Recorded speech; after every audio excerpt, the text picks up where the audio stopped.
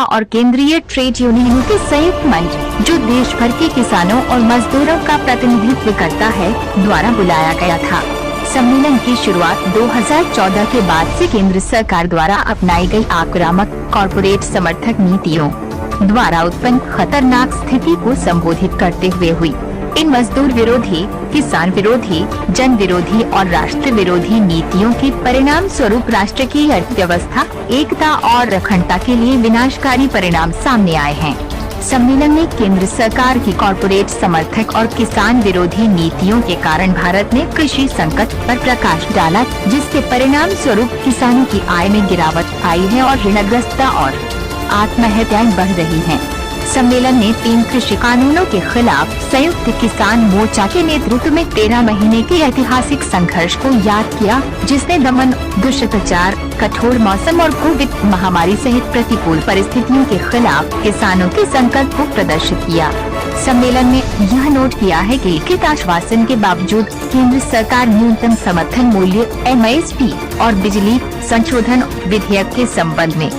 किसानों से की गई प्रतिबद्धताओं का सम्मान करने में विफल रही है। सम्मेलन में बढ़ती बेरोजगारी, घटती रोजगार सुरक्षा और आवश्यक वस्तुओं की बढ़ती कीमतों के साथ मजदूरों के मुद्दों को भी उठाया। नई श्रम संहिता के माध्यम से श्रमिकों के अधिकारों की क्षरण और कृषि और प्रवासी श्रमिकों, जिनके पास सामाजिक सुरक्षा नहीं है और जिन्हें गरीबी में धकेल दिया गया है, की बिगड़ती स्थिति पर भी प्रकाश डाला गया। सम्मेलन ने सार्वजनिक क्षेत्र के उद्यमों से लेकर शिक्षा और बैंकिंग तक क्षेत्रों को प्रभावित करने वाली सरकार की निजीकरण नीतियों की कड़ी निंदा की। आम नागरिकों पर अधिक करों का बोझ डालने और सामाजिक कल्याण लाभों को कम करने के साथ साथ कॉरपोरेट को दी गई कर कटौती और ऋण माफी पर सवाल उठाए गए। राष्ट्र के संघीय ढांचे की क्षरण, विभाजनकारी सांप्रदायिक नीतियों और असहमति को दबाने के प्रयासों की निंदा की गई। किसान आंदोलन,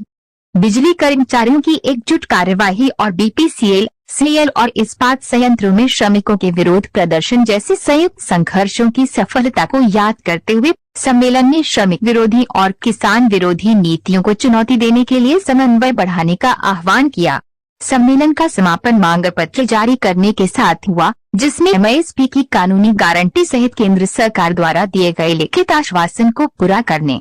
PMFBY को वापस लेना और सभी फसलों के लिए एक व्यापक सार्वजनिक क्षेत्र की फसल बीमा योजना को लागू करना, एक व्यापक कृषि ऋण माफी लागू करना, महंगाई को नियंत्रित करना और आवश्यक वस्तुओं पर GST हटाना, खाद्य सुरक्षा की गारंटी करना, शिक्षा और स्वास्थ्य तक सार्वभौमिक पहुंच सुनिश्चित करना, राष्ट्रीय न्यूनतम वेतन लागू करना, निजीकरण और NMP को समाप्त करना, सभी श्रमिकों के लिए व्यापक सामाजिक सुरक्षा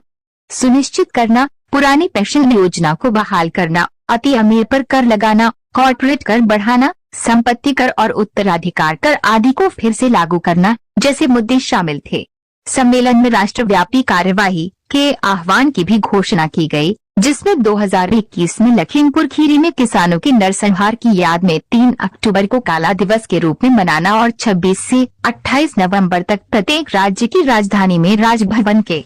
सामने महापड़ाव का आयोजन करना शामिल है। दिसंबर 2023 और जनवरी 2024 के लिए निर्धारित और बड़े पैमाने पर विरोध प्रदर्शन की भी योजना बनाई गई। सम्मेलन देश के किसानों, श्रमिकों और मेहनतकश जनता से सरकार की विनाशकारी नीतियों के खिलाफ एकजुट होने और श्रमिकों, किसानों और आम लोगों के हितों की रक्षा करने के दृढ़ आह्वान के साथ